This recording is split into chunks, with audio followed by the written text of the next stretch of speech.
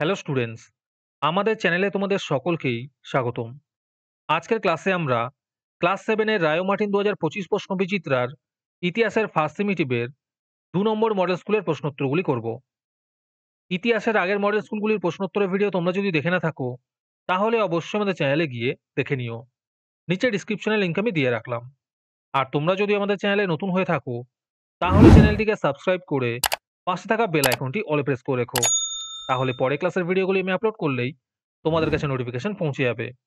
তাহলে শুরু করা যাক। ১ নম্বরে আছে নিচের প্রশ্নগুলির নির্দেশ অনুসারে উত্তর দাও। ১ নম্বর প্রশ্ন হলো, বাংলাদেশের চট্টগ্রামের উপকূল অঞ্চলের প্রাচীন যুগের নাম কি ছিল? এর উত্তর হবে হরিকেল। ২ নম্বরে আছে সঠিক উত্তরটি নির্বাচন করো। প্রশ্ন হলো, রাজা ভোট ছিলেন? এর উত্তর হবে গুর্জর প্রতিহার। ৩ নম্বরে আছে শূন্যস্থান পূরণ করো। প্রশ্ন হলো, চোল রাজ্যের রাজধানী ছিল ড্যাশ নামে নগরীটি? এর উত্তর হবে তাঞ্জন নামে নগরীটি। ৪ নম্বর প্রশ্ন হলো, হিজরত বলতে কি বোঝো? এর উত্তর হবে হজরত মোহাম্মদ তার অনুগামীদের নিয়ে ৬২২ খ্রিস্টাব্দে মক্কা শহর ছেড়ে মদিনা শহরে চলে যান। মক্কা থেকে মদিনায় এই চলে যাওয়াকে আরবি ভাষায় হিজরত বলা হয়। ৫ নম্বরে আছে শূন্যস্থান পূরণ করো। প্রশ্ন হলো, ড্যাশ খ্রিস্টাব্দে বখতিয়ার খলজি মারা যান? এর উত্তর হবে ১২০৬ খ্রিস্টাব্দে। ৬ নম্বর প্রশ্ন হলো, নাড়ু বলতে কি বোঝো? এর উত্তর হবে চোল রাজ্যের কয়েকটি গ্রামকে নিয়ে গঠিত পরিষদকে নাড়ু বলা হয়। ৭ নম্বরে আছে শূন্যস্থান পূরণ করো। প্রশ্ন হলো, বাংলায় পাল যুগের রাজারা উৎপন্ন ফসলের ড্যাশ অংশ কর হিসেবে নিতেন? এর উত্তর হবে ১/৬ অংশ। ৮ নম্বর প্রশ্ন হলো, কিভাবে প্রাচীন বাংলা ভাষার জন্ম হয়? এর উত্তর হবে আনুমানিক ৮০০ থেকে ১১০০ খ্রিস্টাব্দের মধ্যে মাগধী অপভ্রংশ ভাষার গৌড়বঙ্গীয় রূপ থেকে ধীরে ধীরে প্রাচীন বাংলা ভাষার জন্ম হয়। ৯ নম্বর প্রশ্ন হলো, তন্ত্রযান বৌদ্ধ ধর্ম বলতে কি বোঝো? এর উত্তর হবে পাল রাজারা ছিলেন বৌদ্ধ ধর্মের অনুরাগী। পাল যুগে বাংলা বৌদ্ধ ধর্মের আশ্রয়স্থলে পরিণত হয়েছিল। এ যুগে মহাযান বৌদ্ধ ধর্মের সঙ্গে অন্যান্য দার্শনিক চিন্তাধারার সমন্বয়ে বর্জযান, তন্ত্রযান ও তান্ত্রিক মতবাদের জন্ম হয়। বর্জযান বা তন্ত্রযান মতবাদের সাধকদের সিদ্ধচার্য বলা হতো। ১০ নম্বর প্রশ্ন হলো, বাংলায় কোন তুর্কি সেনাপতি মুসলিম শাসনের সূচনা করেন?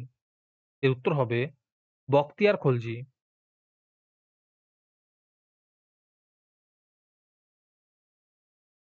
তোমাদের মধ্যে থেকে যে কোনো ১৫ জন আজকের ক্লাসের পিডিএফটি ফ্রিতে পেতে পারো। তার জন্য তোমাদের এই ভিডিওতে লাইক, সাবস্ক্রাইব এবং কমেন্টের মধ্যে #ফ্রি পিডিএফ লিখতে হবে। এই ভিডিওতে যখন ৫০টি লাইক এবং ৫০টি সাবস্ক্রাইব হয়ে যাবে, তারপরেই আমরা এই ভিডিওর কমেন্টের মধ্যে থেকে র্যান্ডমলি যে কোনো ১৫ জনকে বেছে নিয়ে তাদের সাথে যোগাযোগ করে ফ্রি পিডিএফটি দিয়ে দেব। আর যারা আগে থেকেই আমাদের চ্যানেলটি সাবস্ক্রাইব করে রেখেছো, তারা শুধু লাইক এবং কমেন্ট করলেই হবে। আর বাকিরা এই পিডিএফটি ৳২ দিয়ে আমাদের হোয়াটসঅ্যাপ নাম্বার 7501121499 এ যোগাযোগ করে নিতে পারো। তারপরে ২ নম্বরে আছে নিচের প্রশ্নগুলির উত্তর দাও। এই প্রশ্নের উত্তরগুলি আমি তোমাদের দেখিয়ে দিচ্ছি। তোমরা দেখে দেখে নোট ডাউন করে নিও। ১ নম্বর প্রশ্ন হলো, ম্যাথশোনাই বলতে কি বোঝো?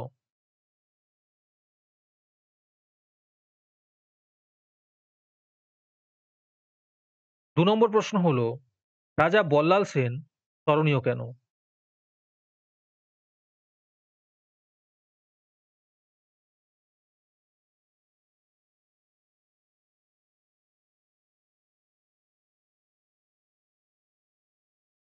৩ নম্বর প্রশ্ন হলো, শশাঙ্ককে কি বৌদ্ধ বিদ্বেষ বলা যায়? যুক্তি দাও।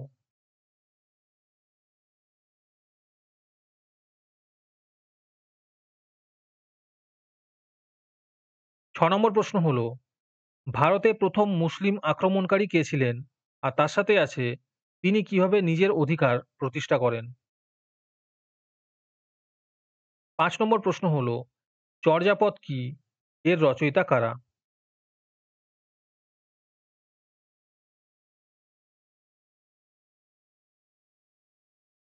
তারপরে ৩ নম্বরে আছে নিচের প্রশ্নগুলির উত্তর দাও।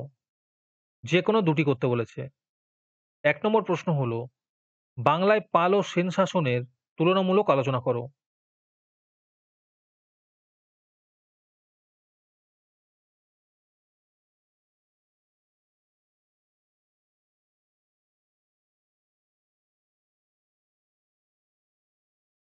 ২ নম্বর প্রশ্ন হলো, মাহমুদ কে ছিলেন? আর তার সাথেই আছে, তিনি কোন সময় ভারত অভিযান করেন? তার ভারত আক্রমণের উদ্দেশ্য লেখো।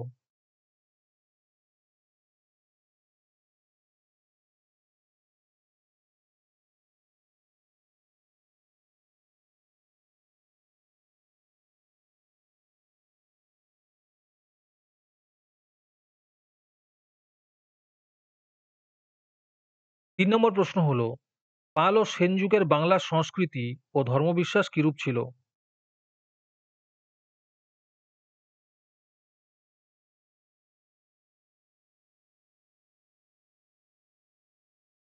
আজকের ক্লাসটি তোমাদের ভালো লেগে থাকলে অবশ্যই একটি লাইক এবং বন্ধুদের কাছে শেয়ার করে দিও। পরের মডেল সেটগুলির প্রশ্নোত্তরের ভিডিও তাড়াতাড়ি পেতে চ্যানেলটিকে অবশ্যই সাবস্ক্রাইব করে রেখো। তাহলে দেখা হচ্ছে পরের ক্লাসে।